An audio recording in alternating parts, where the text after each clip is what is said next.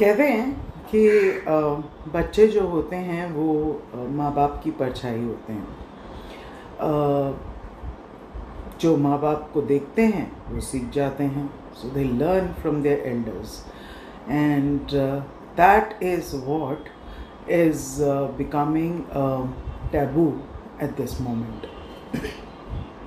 कहीं ना कहीं सच भी है, पर मैक्सिमम अगर देखा जाए तो सारा दारोमदार जो होता है वो माँ के ऊपर आ जाता है कि माँ जैसा सिखाएगी बच्चा वैसा सीख जाएगा।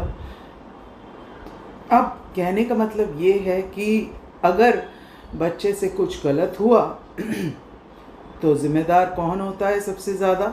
90% माँ। और इस वजह say that is what the guilt comes from कि मैं तो फेल हो गई। And now we are going to be talking about a very interesting topic that we chose about mom's guilt in the difficult times.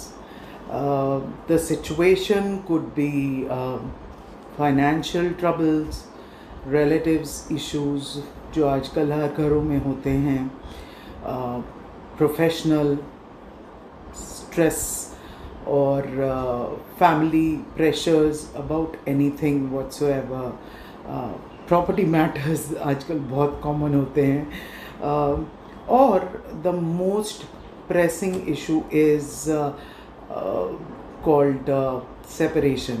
In case if parents are not getting along and they want to separate, that becomes one of the bigger challenge. तो ये सारे issues होते हैं जो कि बच्चों को impact कर रहे होते हैं। ऐसा होता है, पर मदर के साथ में ये गिल्ट आ जाती है कि वो एक अच्छी माँ नहीं बन पा रही है। What is this guilt? Where is this coming from? Well, this guilt is a trap. ये ट्रैप जो हम अपने लिए खुद ही सेट करते हैं। एक मदर जिसको सोसाइटी ने स्टैम्प कर रखा है कि उसका परफेक्ट होना बहुत ज़रूरी है, उसको बच्चों को काबिल बनाना बहुत ज़रूरी है, तो जब वो इन सारी सिचुएशंस में आती है तो उसको लगता है कि मैं एक अच्छी माँ नहीं बन पाई। हालांकि इन सारी सिचुएशंस से एक अच्छी माँ होने का कोई भी लेना देना नहीं है।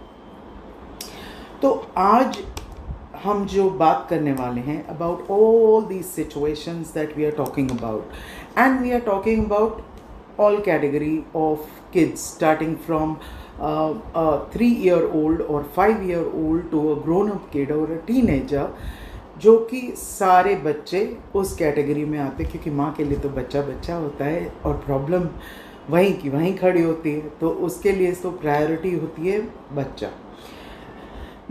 And that we have to discuss, which is giving you a burden of that guilt which is bearing down on you completely. आपको सबसे पहले तो क्या करना है? 3 points again that I have to tell you. The first thing that you have to do is give yourself a break and some self compassion. ये जो situation है, ये इसका कोई और इलाज नहीं था, इसलिए ये सिचुएशन आई। Second thing, that is what you need to think about, that the problem is not due to you or your behaviour. The problem is a situation that has come. Now all other ends are equal party to that problem apparently. So don't pull yourself or your shoulders down because of this situation, because that is going to pull you into a larger trap. So let's not do something which is not our created thing. कभी भी ताली एक हाथ से नहीं बजती है। आपको सिर्फ पॉजिटिव गिल्ट के ऊपर ध्यान देना है, because that is something that you can always resolve. Positive guilt is something like I have snapped on him. मैंने उस पर गुस्सा किया, मुझे ऐसे नहीं बात करना चाहिए था उससे. Now what is the solution to this guilt? Simple. Just go and apologize. Say, sorry beta, I was not supposed to be saying these words to you. Happens. Apologize and move on. That's it. Simple guilt, simple over. The more you will mull over it, the more it will become a problem for you. So don't do that. Okay?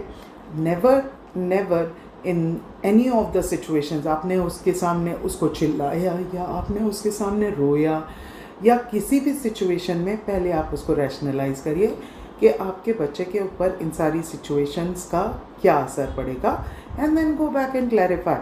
Because अगर आप वो clarify नहीं करोगे तो फिर in that case वो चीज़ आपके अंदर आपको काटेगी. You are not responsible for his emotions. You are there. This situation is also something which was out of control for you. But due to that, everybody is getting impacted. So are you, and majorly. However, everyone reacts to a different situation differently, according to their emotions, their intelligence level, etc. ये अपने आप को बिल्कुल इस चीज़ के ऊपर firm रखिए that whatever you are doing in the situation given, it is completely enough that you can do right now. The last thing is with the kids, try to be honest with the decisions that you are taking. Limit has to be there. You cannot be open with them for everything, but be honest with them. They understand, especially the elder kids. हर बच्चे से बात करने का तरीका होता है, वो तरीका आप अपने बच्चे से बेहतर कोई नहीं जानता है.